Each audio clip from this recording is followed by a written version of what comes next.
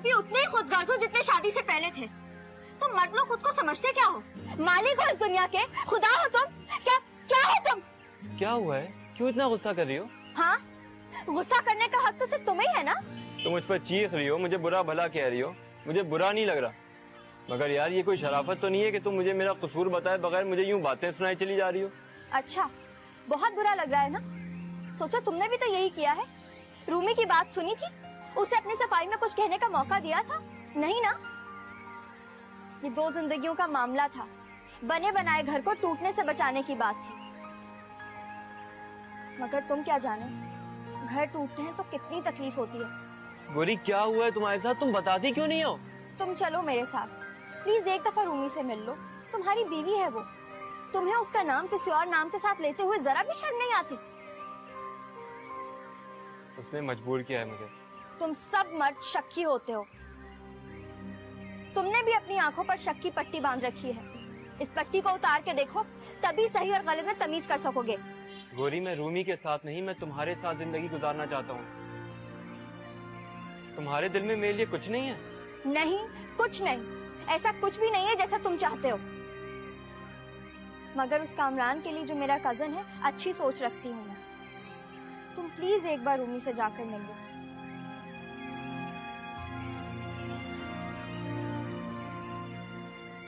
मुझे सोचने दो। सोचना क्या है, वो तुम्हारी बीवी है। अगर तुम उसको इस तरह बीच रास्ते में छोड़ दोगे तो वो बेचारी क्या करेगी?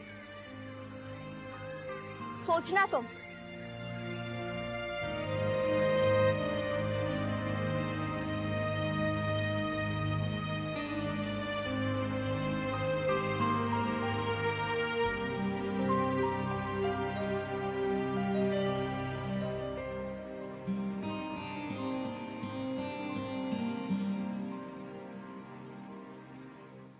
अस्सलाम वालेकुम। वालेकुम अस्सलाम। सभी यहाँ आओ जरा। दरअसल मैं कुछ जल्दी में हूँ। ठीक है, लेकिन यहाँ आओ, मुझे भी बहुत जरूरी बात करनी है। इन्हें बताओ कि हम गौहर को मजीद बर्दाश्त नहीं कर सकते। क्या मतलब? गौहर ने फिर कोई गुस्ताखी की? गुस्ताखी? हमसे गुस्ताखी करेगी? उसकी इतनी हैसियत नहीं है इस घर में। फाखरा, उस बिन माँ की बच्ची के साथ पहले दिन से तुम्हारा रवैया बहुत सख्त रहा है। तुमने कभी भी तरस नहीं खाया उस पर। क्या आपने मुझ पर और मेरे बच्चों पर तरस खाया था? सुना था हमारी इल्तिजाओं को? हमारी फरियाद से आपके दिल पिघले थे? नहीं ना? तो फिर मुझे अखलाकियत का सबक क्यों पढ़ा रही हैं आप? तो साफ साफ कहो ना कि तुम गौहर को अपने घर लाकर हमसे इंतकाम ले रही हो। हमारी हर जुल्म ज्यादती का बदला तुम उस बच्ची से ले रही हो। अब पड़ा ना कलेजे पे हाथ। फाखरा, मैं तो खुदा लगती कहूंगी, तुमने इंतकाम लेने के लिए जिसका इंतखाब किया है वो तो पहले ही दुखों की मारी है। छोटी सी थी जब उसकी माँ का इंतकाल हो गया था। जानती हूँ, और आपने उसे ननिहाल को सौंप दिया। बता चुकी है गौहर मुझे।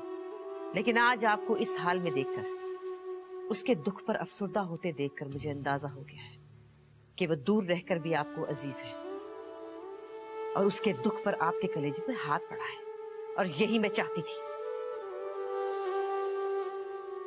कान खोलकर सुन ले, समी उसे तलाक दे रहा है। तलाक दे रहा है? अरे कुछ तो रहम करो उस बेकसूर पर। इतना जुल्म मत ढाओ। अगर जहन पर जोर देने की जहमत करें तो याद आ जाएगा, कभी ये जुल्म आप लोगों ने मुझ पर भी ढाया था। उस जुल्म का भुगतान भी तो भुगता है हमने। मैंने मजलूम की तरफ से आंख फेरकर जालिम ताकतवर का साथ दिया था। मगर तुम नहीं जानती फाखरा, उस जुल्म की सजा कितनी भयानक थी। ये सजा मेरे बेटे ने ही नहीं, हमारे पूरे खानदान ने भुगती है। अपनी शादी के तीसरे ही रोज, बेटा समी, तुम्हारा बाप एक एक्सीडेंट में माजूर हो गया था। चल फिर नहीं सकता था। वो बिस्तर से लगा तो सारा कारोबार बर्बाद हो गया। वो औरत जिसके इश्क में अंधा होकर तुम लोगों से उसने ताल्लुक तोड़ा था, 2 महीने भी उसके साथ नहीं गुजार सकी, छोड़कर चली गई। और तुम्हारे बाप ने जिंदगी के आखिरी दिन बिस्तर पे लाचार पड़े तुम लोगों को याद करते बेबसी से रोते चिल्लाते गुजार दी। हम ही जुल्म में शरीक थे। हमारे घर में खुशहाली फिर कभी नहीं आई।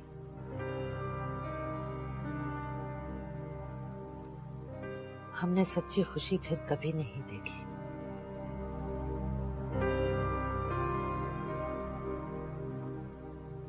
कभी नहीं देखी।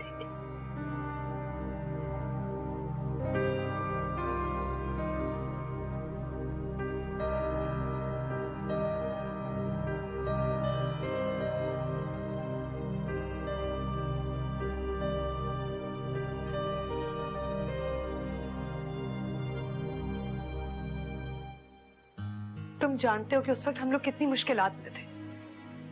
तुम्हें जॉब नहीं मिल रही थी और तुम बीमार भी पड़ गए थे। असफर मेरा चचाजाद भाई है, अगर वो मेरी हेल्प के लिए नहीं आता तो सोचो हमारा क्या होता। तो इस हेल्प के पीछे उसकी कोई गर्ज होगी, तो इसके बगैर कोई किसी की मदद नहीं करता। वो मेरे भाइयों की तरह है कामरान, और तुम कहो तो मैं अभी तुम्हारी उससे बात करवा सकती हूँ, लेकिन तुमने जिस अंदाज में उसके बारे में सोचा है ना, वो भी खफा है तुमसे। मैं जानती हूं, मुझे पता है कि तुम उस वक्त ज़हनी दबाव का शिकार थे। ऐसे में बंदा नेगेटिव हो जाता है, सोच पे कोई इख्तियार नहीं होता। लेकिन अब तो ऐसे मत सोचो। अच्छा ठीक है, मैं तुम्हारी उससे बात करवाती हूँ। कामरान, चलो गोरी। कामरान, मेरी बात सुनो। रूमी की मोहब्बत की कदर करो, वरना बहुत पछताओगे। ऐसा ना हो ये मायूस हो जाए, इसका मोहब्बत से यकीन उठ जाए, इसका दामन खाली करके तुम भी खाली हाथ रह जाओगे।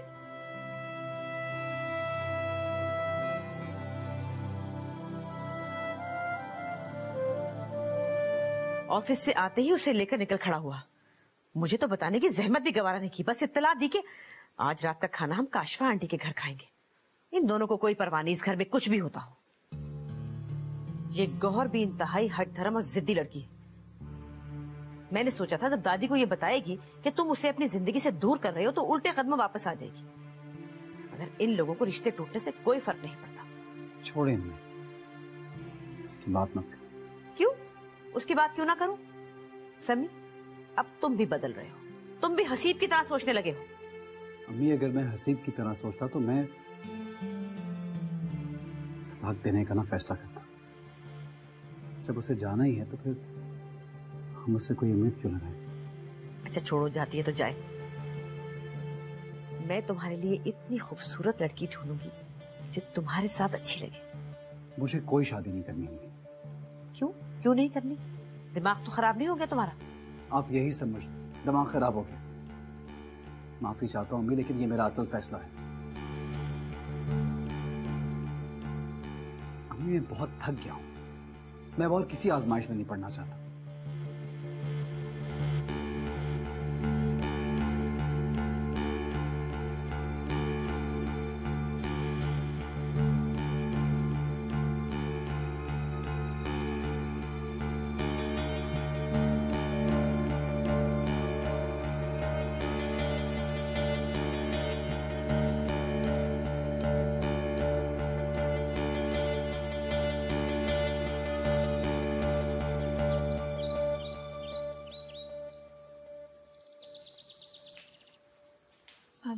ममानी, मैं अपनी और नानी के लिए चाय बनाने के लिए जा रही हूँ, आप पियेंगी? मुझे तुमसे एक जरूरी बात करनी है गोरी। जी कहिए।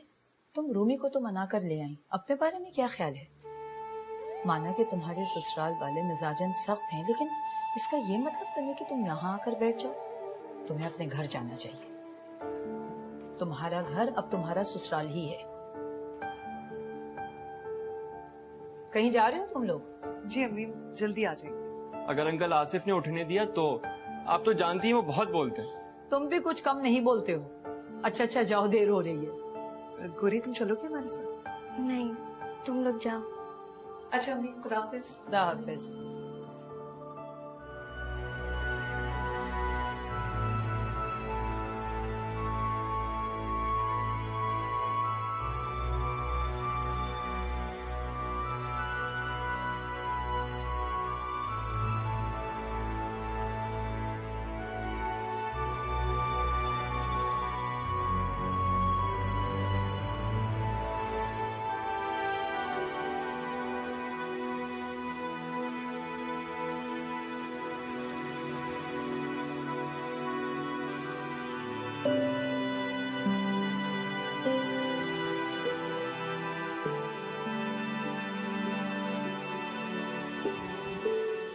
सारा तुम क्या चाहती हो?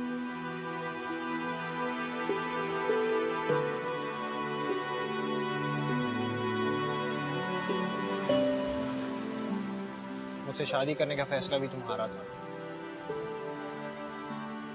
क्यों, इन डिटेल्स में मैं नहीं जाना चाहता और ना ही अब इसकी कोई जरूरत है। मैं समझता था कि तुम मेरे साथ मिलके मेरे घर के माहौल को बेहतर करने में मेरी मदद करोगी। सी प्लीज, रहने दो इस लेक्चर को। तुम इस घर में अपनी मर्जी से रहती हो, अपनी मनमानी करती हो, फिर भी तुम नाखुश हो। जो तुम चाहती हो मुझे बताओ। अगर तुम मेरे साथ नहीं रहना चाहती तो भी बताओ। क्या बताऊं? मुझे खुद नहीं पता। तो फिर इस तरह नहीं चल सकता। मैंने बहुत सोचा इस बारे में। मैं अपनी फैमिली से अलग नहीं रह सकता। अगर तुम्हें मंजूर है तो मुझे खुशी होगी, और अगर नहीं तो इस बार भी फैसला तुम्हारा ही होगा।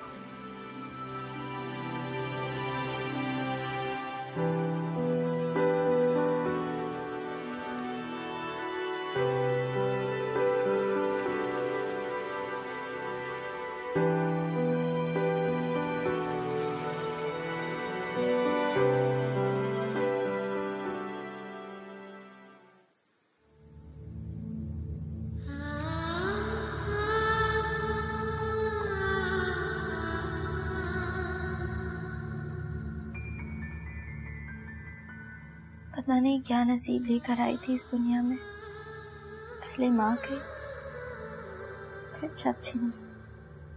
सारी जिंदगी दूसरों के एहसान लेती रही, ताने सुनते रही, और अब मेरी औलाद भी हमेशा अपनी माँ की तरह इस खुले आसमान के नीचे बेयारो मददगार रहेगी। मेरे खुदाया, क्या इस दुनिया में एक और गोरी आने वाली है? मैं क्या करूं? कहाँ जाऊं? पापा से बात करती हूँ, वो मेरी मदद जरूर करेंगे। आखिर मैं भी तो उनकी औलाद हूँ।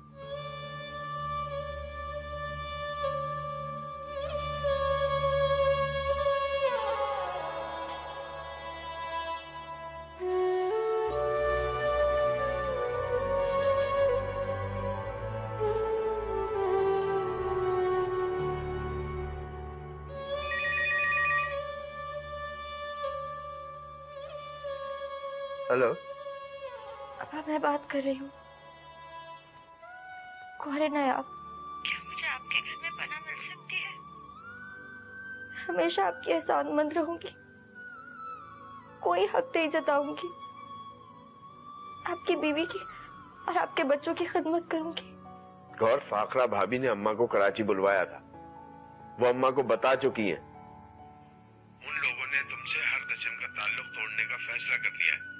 ठीक है, फाखरा भाभी के दिल में तुम्हारे लिए गुंजाइश नहीं थी, लेकिन तुम सभी के दिल में जगह बना सकती थी। मैं समझता हूँ कि ये जो कुछ हो रहा है इसमें बहुत सा कसूर तुम्हारा है। अब्बा, मेरी बात तो सुने, मैंने बहुत कोशिश की। अब गलत बात नहीं करो। रास्ता भी तुमसे बहुत नाराज है। तुम्हारी बेवकूफी की वजह से न तुम्हारा भला हुआ न हमारा। हेलो,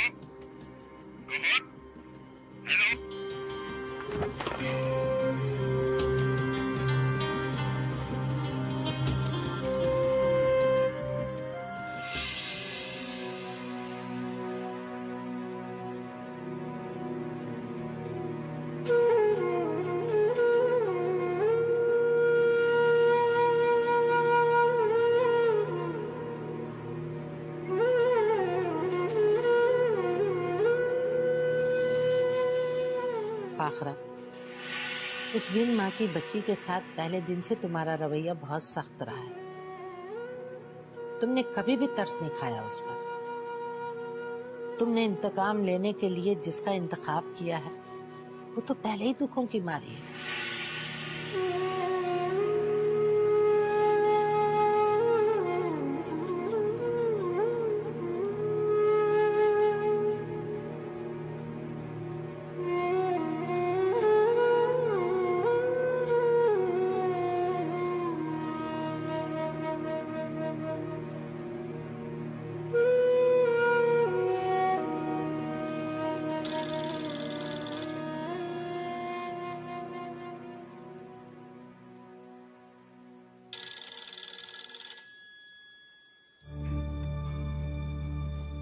अम्मी, अम्मी। हाँ, क्यों खैरियत? अम्मी, वो गौहर की कजन का फोन आया था। गौहर की तबीयत बहुत खराब है, हॉस्पिटल में है। इस वक्त रात बहुत हो गई है। अम्मी, वो ठीक नहीं है, हम लोगों को हॉस्पिटल में आना चाहिए ना उसके पास। हाँ, लेकिन मेरी तो अपने सर में बहुत दर्द हो रहा है, तो सुबह चले जाएंगे। तुम सो जाओ जाके, तुम भी लाइट बंद कर दो।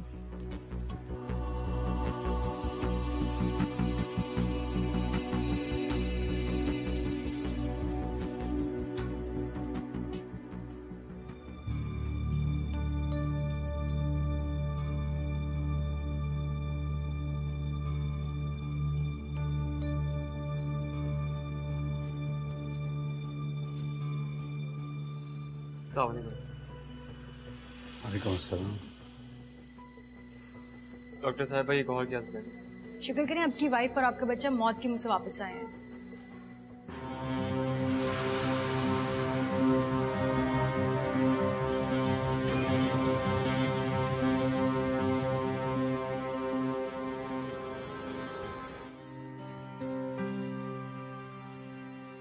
अस्सलाम वालेकुम।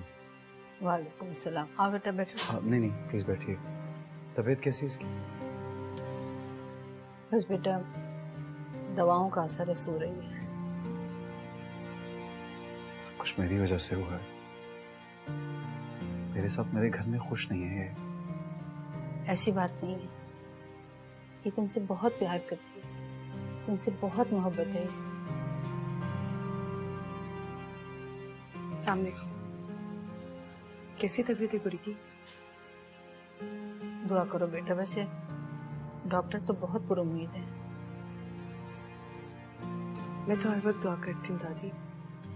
गौरी ने जो मेरे लिए किया है मैं कभी भूल ही नहीं सकती। दादी आप घर जाइए, रेस्ट कीजिए, मैं हूँ गौरी के पास। नहीं बेटा, घर में जाकर मैं बेचैन रहूंगी, मुझे इसी के पास रहने दो।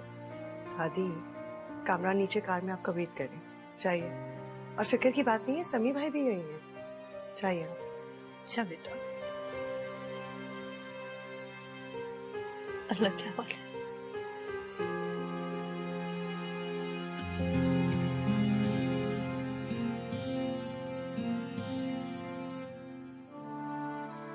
गौरी एक बहुत जिंदा दिल लड़की थी। हालांकि उसकी जिंदगी में खुशी का कोई नामो निशान नहीं था, लेकिन उसकी उम्मीदों की दुनिया इतनी स्ट्रांग थी। लेकिन आज की गौरी, ये वो गौरी नहीं है। मैंने गौरी को कभी रोते हुए नहीं देखा।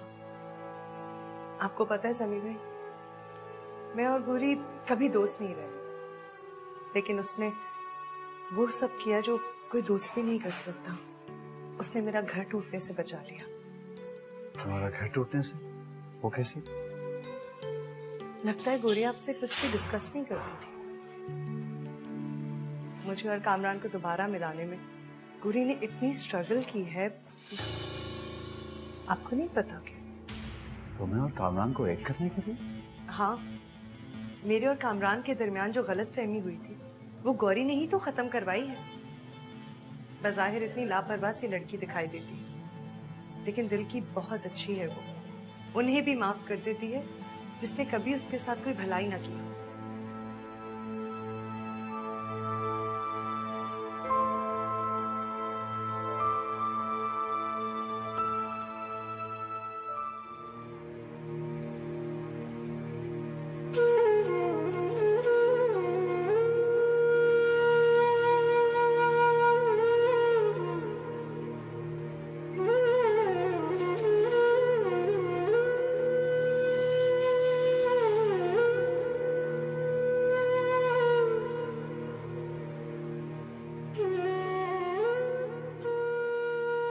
मुझे और कामरान को दोबारा मिलाने में गुरी ने इतनी स्ट्रगल की है।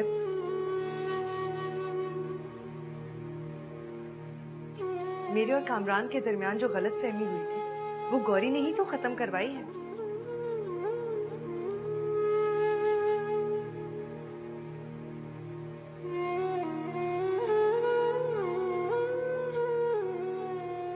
बज़ाहिर इतनी लापरवाह सी लड़की दिखाई देती है, लेकिन दिल की बहुत अच्छी है वो।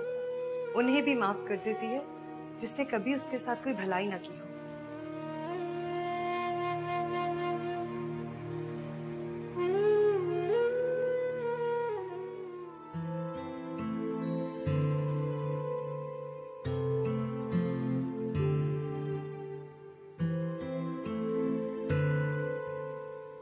मुझे माफ कर दो गौरी, मैं बहुत तकलीफ पहुंचाई।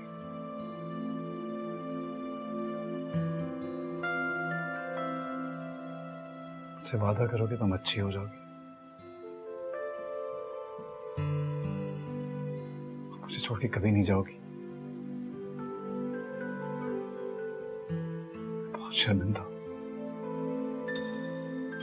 माफ कर दो प्लीज।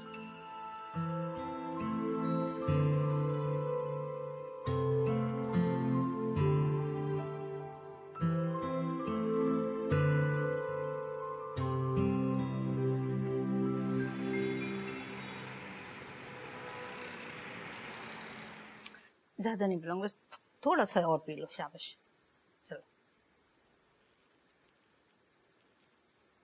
क्या हो गया? आप मेरे लिए मत परेशान हुआ करें नानी, बीमार पड़ जाएंगी। अच्छा तो फिर तुम हर फजूल सोच को ना झटक कर घर आ जाओ, मेरी फिक्र भी खत्म हो जाएगी। घर? कौन से घर नानी? मेरा तो कोई भी घर नहीं है। मैं तो इतनी बुरी हूँ कि कोई भी मुझे अपने घर रखने के लिए तैयार ही नहीं। अल्लाह करे कि मैं यहीं मर जाऊं, मुझे किसी पर बोझ ना बनना पड़े। कैसी फजूल बात की है तुमने बेटा। अल्लाह तुम्हारा घर सलामत रखे। शौहर का घर ही औरत का घर होता है। नहीं, वो सिर्फ एक मर्द का ही घर होता है। जहाँ औरत जब तक रह सकती है तब तक मर्द की मर्जी होती है। अस्सलाम वालेकुम। वालेकुम अस्सलाम।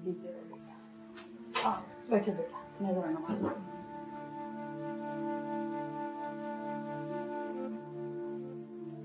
लगता है तुम्हें हॉस्पिटल कुछ ज्यादा ही पसंद आ गया।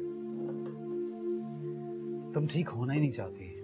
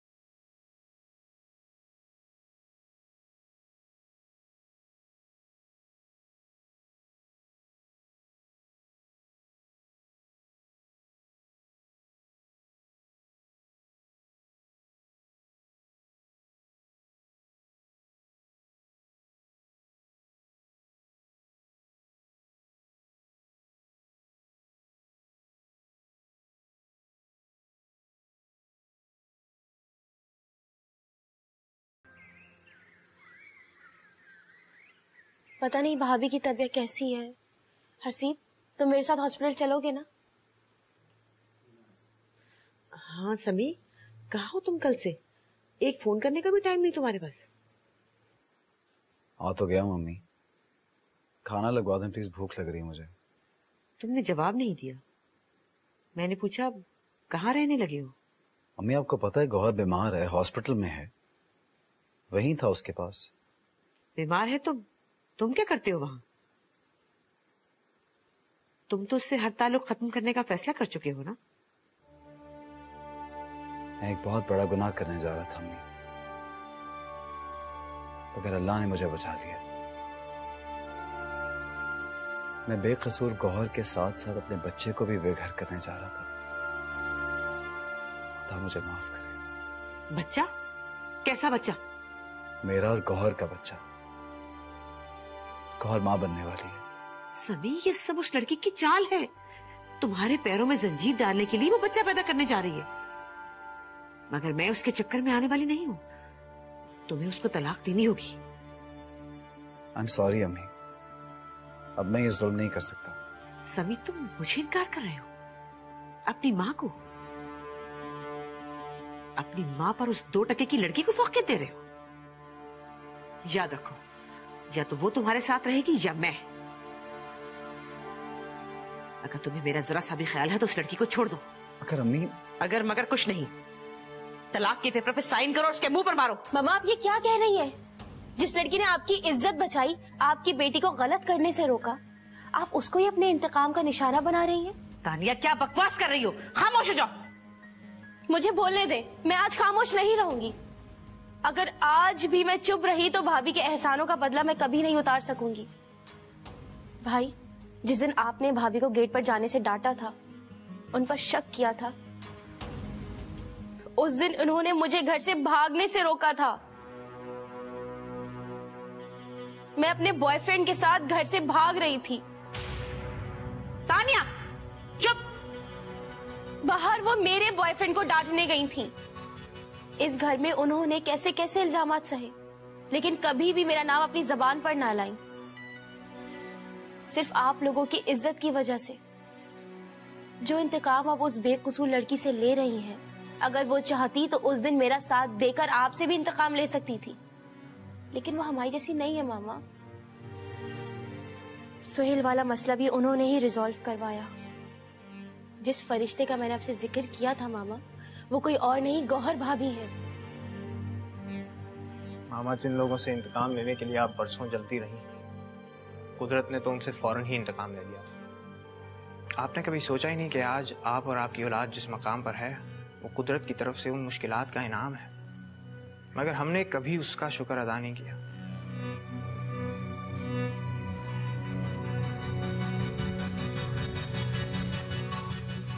बेगम साहिबा, मैंने इस खानदान का नमक खाया है। मैं इसलिए जरूर कहूंगी कि आप जाके बहू बेगम को ले आए। अभी तो आपके आंगन में फूल खिलने वाला है। इससे बड़ी और क्या बात होगी बेगम साहिबा कि आप दादी बनने वाली हैं।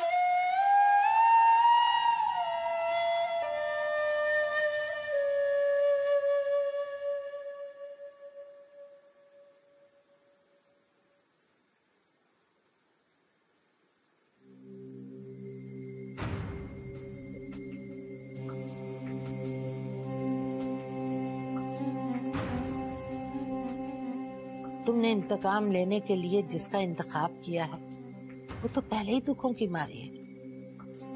छोटी सी थी जब उसकी माँ का इंतकाल हो गया था।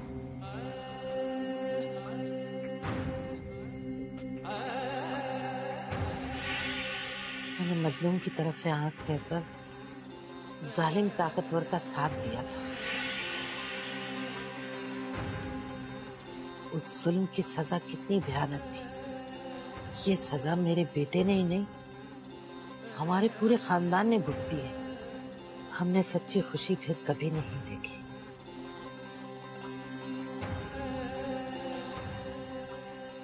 मैं कैसी बदकिस्मत औरत हूँ।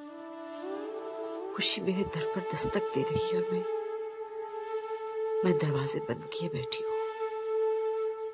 मैं दादी बनने वाली हूँ और अपने ही खून को धुतकार रही थी। जैसे सोलह बेगम ने मेरे साथ, मेरे बच्चों के साथ और शायद गौहर के साथ भी किया। तुम जीत गई गौहर, मेरी नफरत हार गई।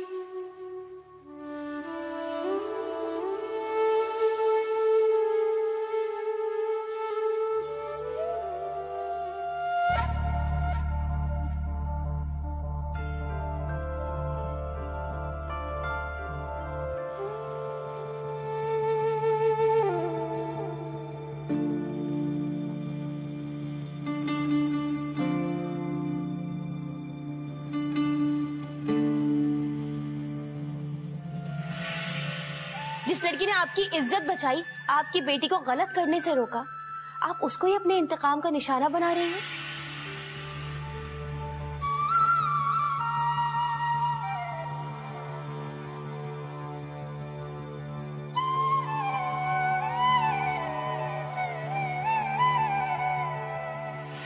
अगर आज भी मैं चुप रही तो भाभी के एहसानों का बदला मैं कभी नहीं उतार सकूंगी।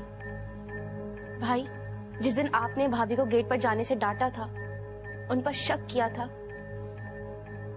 उस दिन उन्होंने मुझे घर से भागने से रोका था।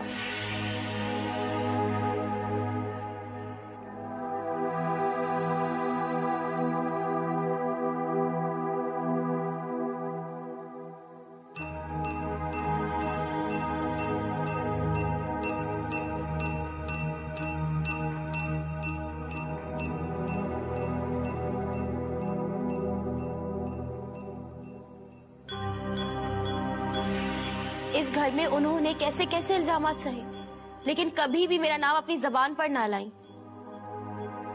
सिर्फ आप लोगों की इज्जत की वजह से। जो इंतकाम अब उस बेकसूर लड़की से ले रही हैं, अगर वो चाहती तो उस दिन मेरा साथ देकर आपसे भी इंतकाम ले सकती थी, लेकिन वो हमारी जैसी नहीं है मामा।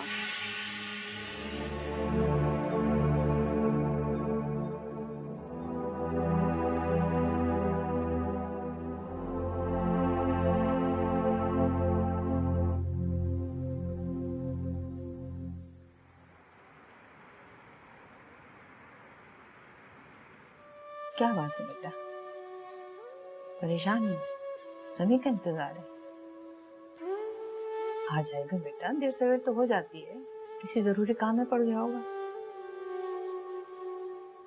मुझे उनका इंतजार नहीं है नानी, जानती हूँ वो नहीं आएंगे। आएगा, जरूर आएगा बेटा। वो तुमसे मोहब्बत करता है। मैंने उसकी आंखों में तुम्हारे लिए प्यार देखा बेटा। वो तुमसे दूर नहीं रह सकता। रहने दे नानी, अब मैं किसी खुशफहमी में रहना ही नहीं चाहती।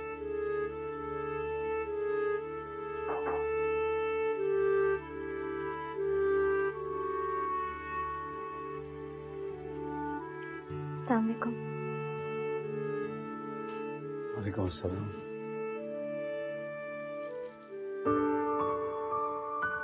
कैसी हो? ठीक हूँ। आप कैसी हैं? अल्लाह का शुक्र बेटा। डॉक्टर से बात हुई है मेरी, उन्होंने कहा है 2-4 दिन में तुम्हें घर भिजवा देंगे। बस बाद में तुम्हें अपना ख्याल रखना होगा।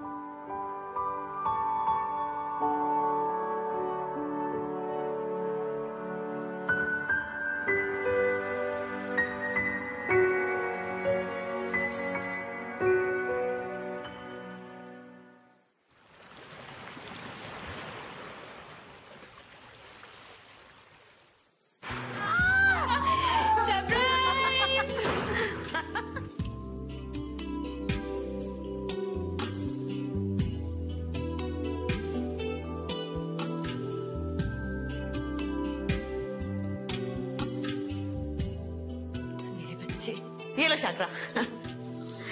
भाई, आज से मेरा घर मेरी बेटियां सारा और गोहरे नायाब संभालेंगी। आप क्या कह रही हैं अम्मी? भाई, मैं तो अब संभालूंगी अपने पोते पोतियां, बस। अच्छा, और मुझे कौन संभालेगा? तुम्हें संभालेगी ये गोहरे नायाब।